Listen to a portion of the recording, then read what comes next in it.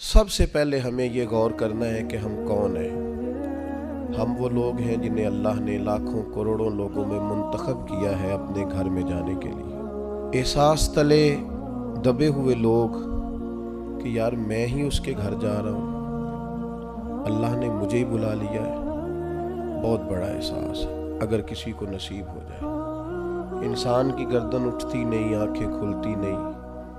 इमाम हसन रदी अल्लाह ताला अन्हु सहाबा में से कसरत से जाते थे और सैयदना उस्मान गनी रदी अल्लाह ताला अन्हु कसरत से जाते थे, तो पैदल जाते थे अक्सर हज़रत हसन रदी अल्लाह ताला अन्हु। लोगों ने कहा कि सवारियां मौजूद हैं तो फिर आपका यहाँ से पैदल जाना, तो फरमाने लगे कि जब इंसान मालिक के हुजूर जाए तो फिर उसे आजिज़ी से जाना चाहिए। तो प्रोटोकॉल की तबीयत छोड़कर यहाँ जानी चाहिए, इसलिए कि अल्लाह ताला देखिए इस्लाम हम पर कोई सख्ती नहीं करता।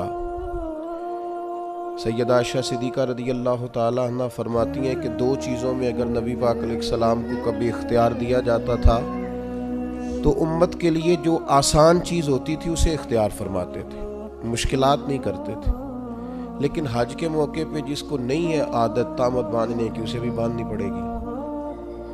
सबको एक ही जगह रहना पड़ेगा। क्यों? इसलिए कि उम्मत मुस्लिमा की वहदत कायम हो, एक बोली बोले, एक लिबास में एक जगह पे इकट्ठे हों, कहीं तो मुसलमान सारे जमा हो जाए एक छतरी तले।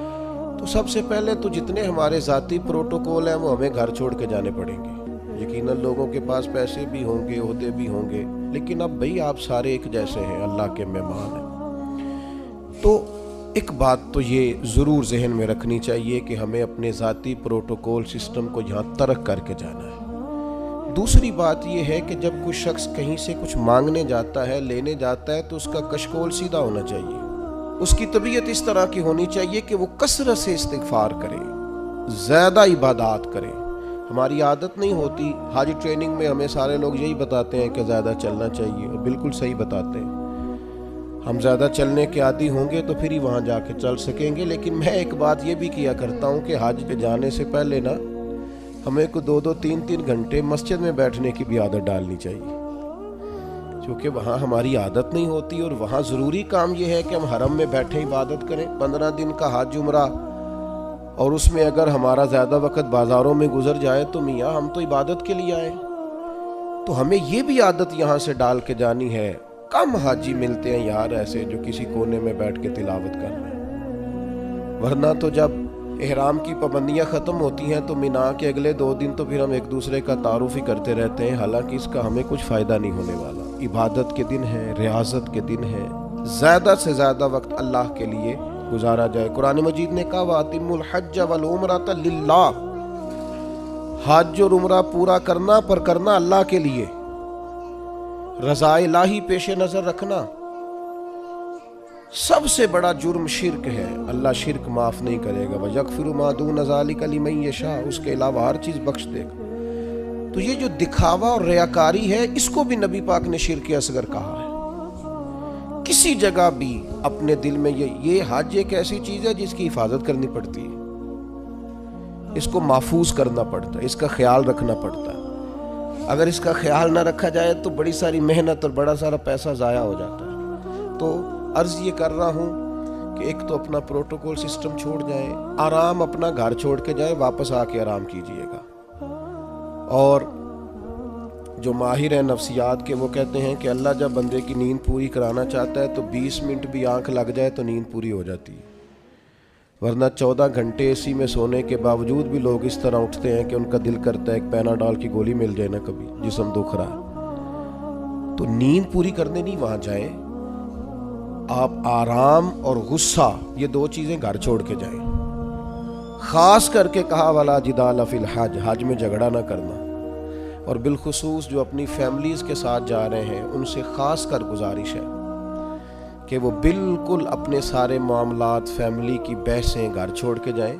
गुस्सा नहीं करना वहाँ जाके, आराम पसंद नहीं होना, घर आके करेंगे इंशाल्लाह। वहाँ वैसे कोई वहाँ बेआरामी नहीं है, लेकिन जो हम आदि जिस आराम के होते हैं वो भी बहरहाल वहाँ मुयसर नहीं होता। दूसरी बात, ज़ौक़ शौक़ बड़ी ज़रूरी चीज़ है, सरमाया है इंसानी ज़िंदगी का। हज़रत शेख अबू बकर शिबली रहमतुल्लाह अलैह से किसी ने कहा था, मेरा अपनी बीवी से बड़ा सख्त इख्तलाफ है और साल भी बड़े गुजर गए, बच्चे भी जवान हैं,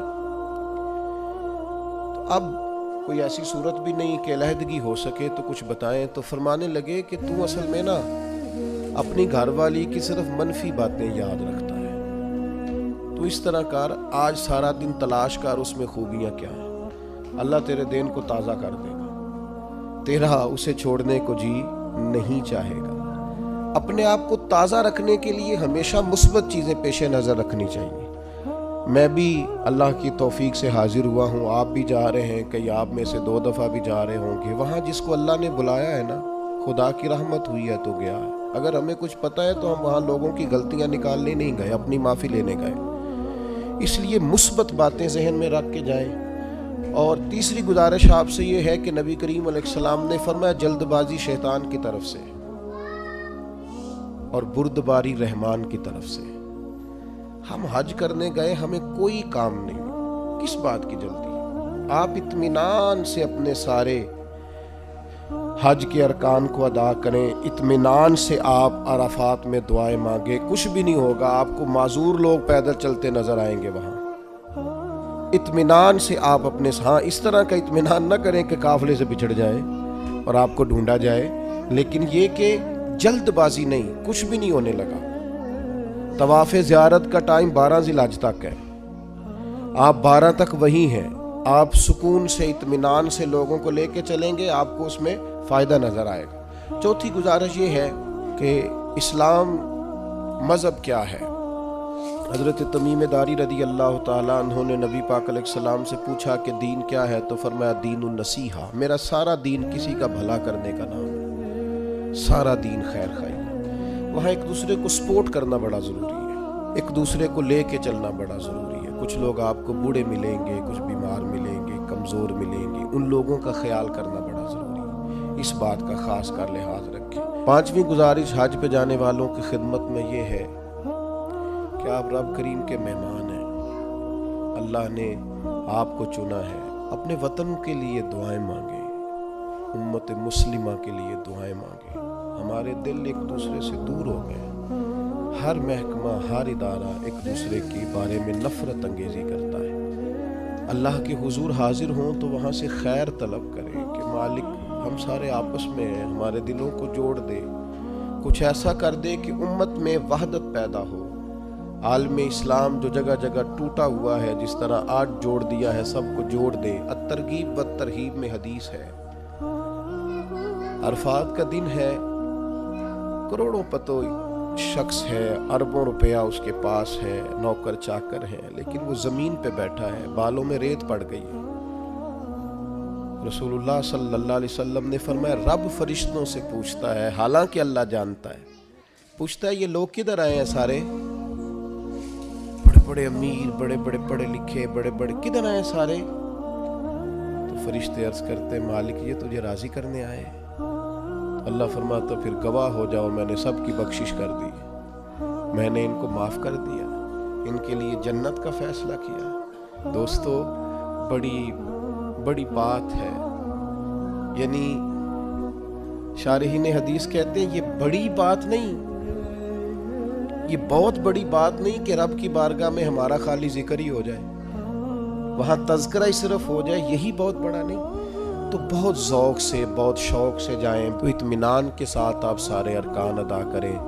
फिर जब रसूल रहमत अलैहिस्सलाम के हुजूर जाएं तो दुरूद व सलाम की कसरत करें। वहाँ जाएं तो कसरत दुरूद व सलाम आपके आल पर, आपके असहाब पर खूब दुरूद भेजें। वहाँ अपनी हाज़रियाँ खूबसूरत करें, उन्वान ज़िंदगी नए तौर पर शुरू करें। यानी ये एक नई ज़िंदगी है हज के बाद, बिल्कुल नई। रसूलुल्लाह सल्लल्लाहु अलैहि वसल्लम ने फरमाया, जो हज करके आया इस तरह हो गया जिस तरह आज माँ के पेट से पैदा हुआ। तो इसको भी तो चाहिए ना नए सिरे से चीज़ें तरतीब दे। सिर्फ ये अपने पैड को ना बदल ले आके कि अब मतलब ये कि साथ हाजी भी लिख दो, ये बाकायदा अपने रवैये बदले, तर्ज ज़िंदगी बदले। मैं आपसे फिर यही अर्ज़ करूँगा कि कुशादा सीने के साथ, कुशादा दिल के साथ और बड़े हौसलों के साथ हमें सफ़र करने की कोशिश करनी है। आप जितनी ज़्यादा अपनी तबीयत में हुस्न रखेंगे, ठहराव रखेंगे, बुर्दबारी रखेंगे, उतना हज का सफ़र आसान होगा। हज़रत इब्राहीम इब्ने अदम से किसी ने कहा था आपने बड़े लंबे लंबे सफ़र किए हैं, इतनी छोटी ज़िंदगी में इतने सफ़र। फरमाने लगे 2 सवारियाँ पास थीं, तकलीफ़ कभी हुई नहीं। कहा कौन कौन सी?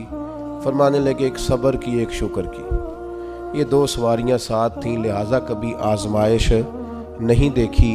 आपको बहुत सारे लोगों ने कहा होगा कि हज में मुश्किलात आती हैं, सब की राय अपनी जगह पे दुरुस्त है।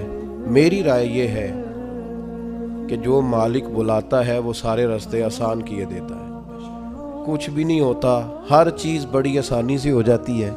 हमने तो ये देखा है, जो यहाँ बहुत थकते थे ना, हम तवाफ़ ज़ियारत के लिए गए तो सबसे ऊपर जगह मिली तवाफ़ करने की। कुछ पता नहीं चलता, इतनी आसानी से सारा कुछ अदा होता है। बड़ी चीज़ें तो वैसे ही बंदा भूल जाता है। बहुत ज़ौक़ से जाइए, बहुत शौक़ से जाइए, और बड़ा आसान है भाई। अब तो इस्त्री नहीं टूटती हाजी साहब की, घर से भी दरवाजे पे गाड़ी, और वहाँ आपके पास टेबल और खाना। तो याद कीजिए ना उन लोगों को जो बहरी सफ़र करते थे या पैदल जाते थे, और जाते थे और करते थे, और सब होता था, और ठीक ठाक लौटते थे, और आते थे तो लम्हा लम्हा शुक्र करते थे। तब आप देखिए कितनी आसानी से सारे काम होते हैं, कितनी सहूलियात है। बस ज़ौक़ शौक़, तहम्मुल, बुर्दबारी, मोहब्बत, प्यार, इस्तिग़फ़ार। अभी से मोबाइल को वक़्त देना कम कर दें। मोबाइल की जगह तस्बीह ले लें हाथ में। तस्बीह हाथ में हो तो चलती भी रहती है, कुछ ना कुछ बंदा पढ़ता भी रहता है। और अगर मोबाइल रखना भी है तो कुरान मजीद रखें उसके अंदर, और तिलावत करें, और अल्लाह तबारक व तआला की याद में वक्त गुजारें। थोड़े से तन्हाई पसंद हों, फिर देखिए हज में इबादत की कितनी लज्जत आती है। दिल की गहराई से दुआ करता हूँ अल्लाह ताला इस सारे काफ़िले के सफ़र को आसान करे। लम्हा लम्हा आप सब के लिए अल्लाह ताला रहमत वाला फ़ैसला फ़रमाए। अगर कहीं हमारे चेहरे याद आ गए तो यकीनन उम्मीद है कि आप हमारे लिए दुआ करेंगे। अल्लाह तबारक व तआला ये सआदतमंदी हम सब को बार बार नसीब करे। वमा अलैना इल्लल बलाग।